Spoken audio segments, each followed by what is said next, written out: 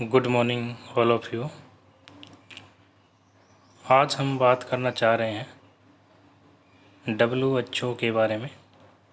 World health organisation, विश्व स्वास्थ्य संगठन। WHO जो है वो UN की स्पेशलाइज एजेंसी है, विशिष्ट अभिकरण है UN का, जिसके बारे में आज हम चर्चा कर रहे हैं। WHO से संबंधित सामान्य जानकारी इस प्रकार से है। स्वास्थ्य क्षेत्र के लिए संयुक्त राष्ट्र की विशेष एजेंसी विश्व स्वास्थ्य संगठन वर्ल्ड हेल्थ ऑर्गेनाइजेशन WHO की स्थापना वर्ष 1948 में हुई थी। WHO की स्थापना 1948 में हुई। WHO का मुख्यालय हेडक्वार्टर जिनेवा स्विट्ज़रलैंड में स्थित है। WHO का मुख्यालय जिनेवा स्विट्ज़रलैंड में है। वर्तमान में 194 देश WHO के सदस्य हैं। वर्तमान में 194 कंट्री जो है वो WHO के मेंबर हैं। 150 देशों में इसके कार्यालय होने के साथ साथ इसके 6 क्षेत्रीय कार्यालय भी है। यह एक अंतर सरकारी संगठन है और सामान्यतः अपने सदस्य राष्ट्रों के स्वास्थ्य मंत्रालयों के सहयोग से कार्य करता है। WHO वैश्विक स्वास्थ्य मामलों पर नेतृत्व प्रदान करते हुए स्वास्थ्य अनुसंधान संबंधी एजेंडा को आकार देता है तथा विभिन्न मापदंड एवं मानक निर्धारित करता है। इसके साथ साथ WHO साक्ष्य आधारित नीति विकल्पों को स्पष्ट करता है और देशों को तकनीकी सहायता प्रदान करता है तथा स्वास्थ्य संबंधी रुझानों की निगरानी और उनका मूल्यांकन भी WHO के द्वारा किया जाता है। WHO ने 7 अप्रैल 1948 से कार्य आरंभ किया, अतः वर्तमान में 7 अप्रैल को प्रति वर्ष विश्व स्वास्थ्य दिवस मनाया जाता है, वर्ल्ड हेल्थ डे के रूप में मनाया जाता है। WHO के जो कार्य हैं वो इस प्रकार से हैं। WHO के कार्य में अगर हम जिक्र करें तो अंतर्राष्ट्रीय स्वास्थ्य संबंधी कार्यों पर निर्देशन एवं समन्वय प्राधिकरण के रूप में कार्य WHO के द्वारा किया जाता है। इसके साथ साथ संयुक्त राष्ट्र के साथ विशेष एजेंसियों, सरकारी स्वास्थ्य प्रशासन, पेशेवर समूहों और ऐसे अन्य संगठनों जो स्वास्थ्य के क्षेत्र में अग्रणी हैं के साथ प्रभावी सहयोग स्थापित करना एवं उसे बनाए रखना, यह कार्य भी WHO के द्वारा किया जाता है। इसके साथ साथ सरकारों के अनुरोध पर स्वास्थ्य सेवाओं को मजबूत करने के लिए सहायता प्रदान करना, यह कार्य भी WHO के द्वारा किया जाता है। इसके साथ साथ ऐसे वैज्ञानिक और पेशेवर समूहों के मध्य सहयोग को बढ़ावा देना जो स्वास्थ्य प्रगति के क्षेत्र में योगदान करते हैं, यह कार्य भी WHO के द्वारा किया जाता है। इन कार्यों के साथ साथ WHO के और भी कार्य हैं जिनमें हम कह सकते हैं कि दवाओं और स्वास्थ्य से संबंध वस्तुओं के लिए उचित मानक निर्धारित करना, यह भी WHO का कार्य है। स्वास्थ्य के लिए प्रशासकीय नियमों का अध्ययन करके उनमें सुधारात्मक प्रयास करना, इसके साथ साथ स्वास्थ्य हेतु अनुसंधान कार्यों को प्रोत्साहन देना WHO का कार्य है। स्वास्थ्य शिक्षा और प्रशिक्षण के स्तर का विकास करना भी WHO का कार्य है।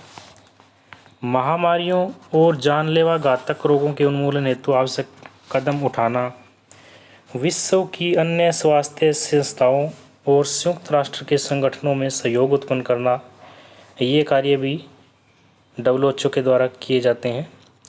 बाल स्वास्थ्य जैसे कार्यक्रमों को प्रोत्साहित करना, स्वास्थ्य संबंधी सम्मेलनों का आयोजन करना, सदस्य राष्ट्रों को स्वास्थ्य के विषय में तकनीकी सहायता प्रदान करना भी WHO का कार्य है। डॉक्टरों और नर्सों के अध्यापन और अनुसंधान के लिए यथासंभव सहायता प्रदान करना भी WHO का कार्य है। मानसिक स्वास्थ्य में सुधार लाने के लिए यथासंभव कदम उठाना भी WHO के द्वारा किया जाता है। सार्वजनिक स्वास्थ्य और शिक्षा के विकासार्थ प्रयास करना WHO का कार्य है। दुर्घटना स्थल पर क्रियात्मक प्रदर्शन हेतु विशेषज्ञों के दलों की व्यवस्था करना, स्वास्थ्य संबंधी साहित्य मुद्रित करवा कर सभी देशों में वितरित करना, आकस्मिक चोटों को रोकने के लिए प्रयास करना, लोगों की कार्य दशाओं में सुधार करने के प्रयास करना, इच्छुक देशों को स्वास्थ्य एवं चिकित्सा विशेषज्ञों का परामर्श उपलब्ध करवाना, बीमारियों के अंतर्राष्ट्रीय नाम निर्धारित करना, लोगों के आहार, आवास और स्वच्छता कार्यों में सुधारार्थ प्रोत्साहन देना और स्वस्थ वातावरण तैयार करने में सहयोग प्रदान करना मुख्य जो कार्य हैं वो WHO के द्वारा किए जाते हैं। WHO का जो संचालन है वो अलग अलग माध्यमों से किया जाता है। संचालन का जो संस्थाएं हैं वो इस प्रकार से हैं, जिसमें पहली है विश्व स्वास्थ्य सभा, वर्ल्ड हेल्थ असेंबली है। विश्व स्वास्थ्य सभा सदस्य राष्ट्रों का प्रतिनिधित्व करने वाले प्रतिनिधियों से बनी होती है। वर्ल्ड हेल्थ असेंबली प्रत्येक सदस्य का प्रतिनिधित्व अधिकतम 3 प्रतिनिधियों द्वारा किया जाता है, जिनमें से किसी एक को मुख्य प्रतिनिधि के रूप में नामित किया जाता है। इन प्रतिनिधियों को स्वास्थ्य के क्षेत्र में उनकी तकनीकी क्षमता के आधार पर सबसे योग्य व्यक्तियों में से चुना जाता है, क्योंकि ये सदस्य राष्ट्र के राष्ट्रीय स्वास्थ्य प्रशासन का अधिमान्य प्रतिनिधित्व करते हैं। इसके साथ साथ विश्व स्वास्थ्य सभा की बैठक नियमित वार्षिक सत्र और कभी कभी विशेष सत्र में भी आयोजित की जाती है। विश्व स्वास्थ्य सभा के कार्य इस प्रकार से हैं। विश्व स्वास्थ्य सभा WHO की नीतियों का निर्धारण करती है। यह संगठन की वित्तीय नीतियों की निगरानी करती है और बजट की समीक्षा तथा अनुमोदन भी करती है। विश्व स्वास्थ्य सभा के अन्य कार्यों में WHO तथा संयुक्त राष्ट्र के मध्य होने वाले किसी भी समझौते के संदर्भ में आर्थिक एवं सामाजिक परिषद को रिपोर्ट करता है। ये कार्य विश्व स्वास्थ्य सभा के द्वारा किए जाते हैं। इसके बाद दूसरा जो अंग है वह सचिवालय है, सेक्रेटेरिएट है। सचिवालय में महानिदेशक और ऐसे तकनीकी एवं प्रशासनिक कर्मचारी शामिल किए जाते हैं जिनकी संगठन के लिए आवश्यक माना जाता है। विश्व स्वास्थ्य सभा द्वारा निर्धारित शर्तों के अनुरूप बोर्ड द्वारा नामांकन के आधार पर विश्व स्वास्थ्य सभा के महानिदेशक की नियुक्ति की जाती है। WHO की सदस्यता एवं सह सदस्यता के बारे में संयुक्त राष्ट्र के सदस्य इस संगठन के सदस्य बन सकते हैं। संयुक्त राष्ट्र संघ के सदस्य WHO के सदस्य बन सकते हैं। ऐसे क्षेत्र या क्षेत्रीय समूह जो अंतर्राष्ट्रीय संबंधों के संचालन के लिए जिम्मेदार नहीं है, उन्हें स्वास्थ्य सभा द्वारा सह सदस्यों के रूप में नामित किया जा सकता है। विश्व स्वास्थ्य संगठन का वैश्विक योगदान WHO का कंट्रीब्यूशन टू वर्ल्ड, देशीय कार्यालय कंट्री ऑफिसेस, ये संबंधित देश की सरकार और विश्व स्वास्थ्य संगठन के बीच प्राथमिक संपर्क बिंदु होते हैं। देशीय कार्यालय ये स्वास्थ्य मामलों पर तकनीकी सहायता प्रदान करने के साथ साथ प्रासंगिक वैश्विक मानकों और दिशा निर्देशों को साझा करते हैं एवं सरकार के अनुरोधों तथा आवश्यक मांगों को WHO के अन्य सत्रों तक पहुंचाते हैं। ये देश के बाहर किसी बीमारी के फैलने के बारे में मेजबान सरकार को सूचित करते हैं और उसके साथ मिलकर कार्य करते हैं। ये देश में स्थित अन्य संयुक्त राष्ट्र एजेंसियों के कार्यालयों को सार्वजनिक स्वास्थ्य पर सलाह एवं मार्गदर्शन प्रदान करते हैं। सरकारों के अतिरिक्त WHO स्वयं भी अन्य संयुक्त राष्ट्र एजेंसी प्रदाताओं, गैर सरकारी संगठनों, NGO और निजी क्षेत्र के साथ समन्वय स्थापित करता है। WHO के अंतर्राष्ट्रीय स्वास्थ्य कार्यों से सभी देश लाभान्वित होते हैं, जिसमें सर्वाधिक विकसित देश भी शामिल है। उदाहरणार्थ, चेचक का वैश्विक उन्मूलन, अक्षय रोग को नियंत्रित करने के बेहतर एवं सस्ते तरीकों का प्रसार आदि शामिल है। WHO का मानना है कि टीकाकरण से बचपन के 6 प्रमुख संक्रामक रोगों, जिनमें डिप्थीरिया, खसरा, पोलियोमाइलाइटिस, टिटनेस, अक्षय रोग एवं काली खांसी की रोकथाम होती है, शामिल है। टीकाकरण उन सभी बच्चों के लिए उपलब्ध होना चाहिए जिन्हें इनकी आवश्यकता है। WHO संयुक्त राष्ट्र बाल कोष यूनिसेफ के सहयोग से सभी बच्चों के लिए प्रभावी टीकाकरण सुनिश्चित करने हेतु एक विश्वव्यापी अभियान का नेतृत्व कर रहा है। WHO की ऐतिहासिक यात्रा। WHO ने अपनी स्थापना के पहले दशक 1948 से 1958 के दौरान विकासशील देशों के लाखों लोगों को प्रभावित करने वाले विशिष्ट संक्रामक रोगों पर प्रमुखता से ध्यान केंद्रित किया। 1958 से 1968 की अवधि में अफ्रीका में कई उपनिवेश स्वतंत्र हुए, जो बाद में संगठन के सदस्य बन गए।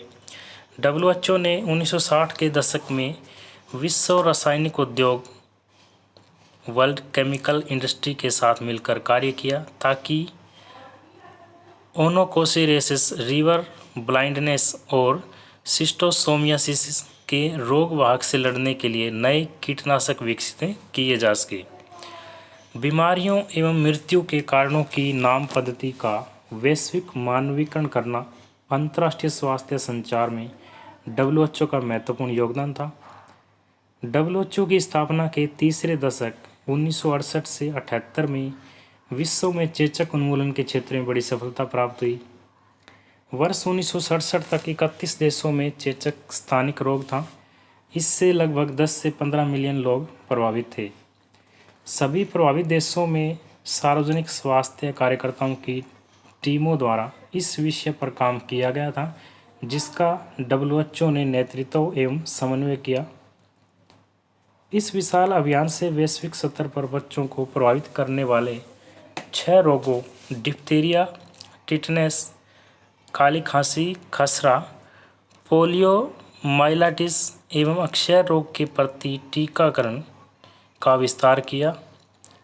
राजनीतिक कारणों से लंबे असमंजस के बाद इस अवधि में WHO ने संपूर्ण विश्व में मानव प्रजनन पर अनुसंधान एवं विकास को बढ़ावा देकर परिवार नियोजन के क्षेत्र में प्रवेश किया।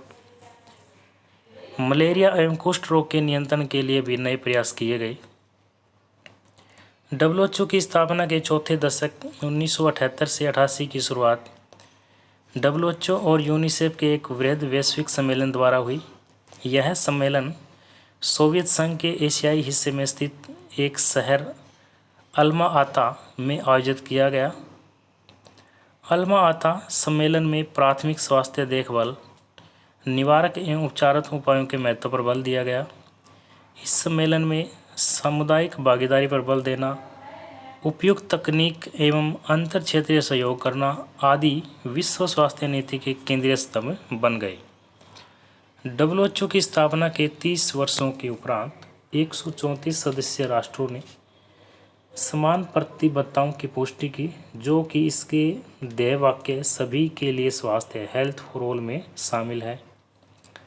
संयुक्त राष्ट्र महासभा के द्वारा वर्ष 1980 में सभी के लिए सुरक्षित पेयजल एवं पर्याप्त उत्सर्जन निपटान के प्रावधान हेतु की गई अंतर्राष्ट्रीय पेयजल आपूर्ति एवं स्वच्छता दशक वर्ष 1981 से 90 की घोषणा WHO के द्वारा समर्थित थी। इस अवधि में प्रत्येक देश को वैश्विक बाजारों में बेचे जाने वाले हजारों ब्रांड के उत्पादों के बजाय सभी सार्वजनिक सुविधाओं में उपयोग के लिए आवश्यक दवाओं की एक सूची विकसित करने के लिए प्रोत्साहित किया गया था। ओरल रिहाइड्रेशन थेरेपी द्वारा संपूर्ण विश्व में शीशों में होने वाली डायरिया नामक बीमारी पर नियंत्रण एक और बड़ी सफलता थी, जो कि बहुत ही सरल सिद्धांतों पर आधारित थी। वर्ष 1995 में कांगो में इबोला वायरस का प्रकोप, जिससे WHO 3 महीने तक अनभिज्ञ रहा, ने वैश्विक सार्वजनिक स्वास्थ्य निगरानी एवं अधिसूचना प्रणालियों की एक चौंकाने वाली कमी का खुलासा किया। इसलिए वर्ष 1997 में डब्ल्यूएचओ ने कनाडा के साथ मिलकर global public health intelligence network को सभी जगह प्रसारित किया, जिसने पर संभावित महामारियों की सूचना देने के लिए प्रारंभिक चेतावनी प्रणाली के रूप में कार्य करने हेतु इंटरनेट तकनीक का लाभ उठाया। डब्ल्यूएचओ ने वर्ष 2000 में GPHIN को global outbreak alert response network के साथ घटनाओं का विश्लेषण करने के लिए जोड़ दिया।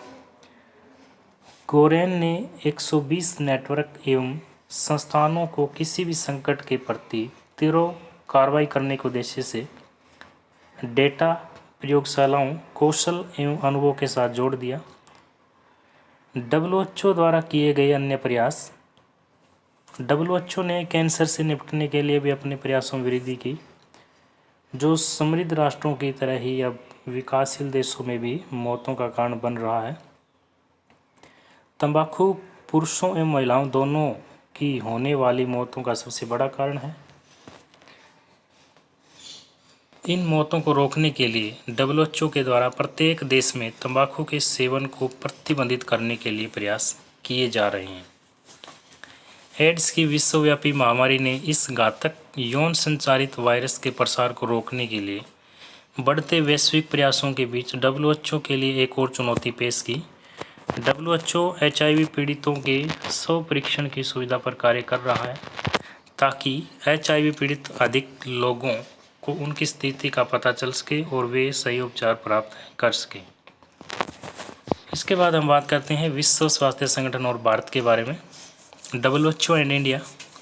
भारत 12 जनवरी 1948 को डब्ल्यूएचओ का सदस्य बना। डब्ल्यूएचओ का दक्षिण पूर्व एशिया का क्षेत्रीय कार्यालय नई दिल्ली में स्थित है। भारत में डब्ल्यूएचओ द्वारा किए गए स्वास्थ्य संबंधी प्रयास। चेचक, स्मॉलपॉक्स। वर्ष 1967 में भारत में दर्ज किए गए चेचक के मामलों की कुल संख्या विश्व के कुल मामलों के लगभग 65% थी। इनमें से 26,225 मामलों में रोगी की मृत्यु हो गई। इस घटना ने भविष्य में होने वाले अथक संघर्ष की विकट तस्वीर प्रस्तुत की। वर्ष 1967 में डब्ल्यूएचओ ने गहन चेचक उन्मूलन कार्यक्रम प्रारंभ किया। डब्ल्यूएचओ और भारत सरकार के समन्वित प्रयास से वर्ष 1977 में चेचक का उन्मूलन किया गया। पोलियो।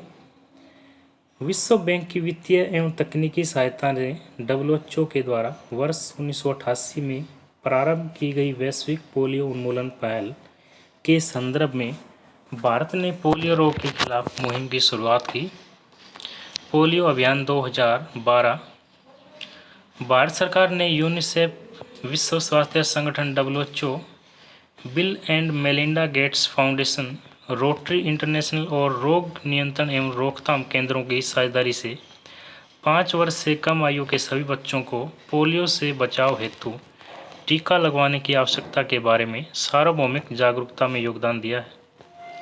इन प्रयासों के परिणामस्वरूप वर्ष 2014 में भारत को एंडेमिक देशों की सूची से बाहर रखा गया। डब्ल्यूएचओ देश सहयोग रणनीति। भारत वर्ष 2012 से 17 तक नामक रणनीति को संयुक्त रूप से स्वास्थ्य एवं परिवार कल्याण मंत्रालय तथा भारत स्थित डब्ल्यूएचओ के देशीय कार्यालय द्वारा विकसित किया गया था। वैश्विक स्वास्थ्य चिंताएं एवं विश्व स्वास्थ्य संगठन, world health concerns and WHO. पर्यावरण प्रदूषण एवं जलवायु परिवर्तन। पूरे विश्व में प्रतिदिन 10 में से 9 लोग प्रदूषित हवा में सांस लेते हैं और वर्ष 2019 में डब्ल्यूएचओ के द्वारा वायु प्रदूषण को स्वास्थ्य के लिए सबसे बड़ा पर्यावरणीय जोखिम माना। हवा के साथ सूक्ष्म प्रदूषक श्वसन और रक्त संचार तंत्र में प्रवेश कर फेफड़ों, हृदय एवं मस्तिष्क को नुकसान पहुंचा सकते हैं, जिससे कैंसर, स्ट्रोक, हृदय और फेफड़ों की बीमारी जैसे रोगों से प्रति वर्ष 7 मिलियन लोगों की असामयिक मृत्यु हो जाती है। वायु प्रदूषण का प्राथमिक कारण जीवाश्म ईंधन जलाना, भी जलवायु परिवर्तन में एक प्रमुख योगदान करता है, जो विभिन्न प्रकार से लोगों के स्वास्थ्य को प्रभावित करता है। वर्ष 2030 से वर्ष 2050 के दौरान जलवायु परिवर्तन के कारण प्रति वर्ष कुपोषण, मलेरिया, डायरिया और हीट स्ट्रेस से अतिरिक्त मौतें होने की संभावना है। तो इस प्रकार से आज हम WHO के बारे में बात कर रहे थे।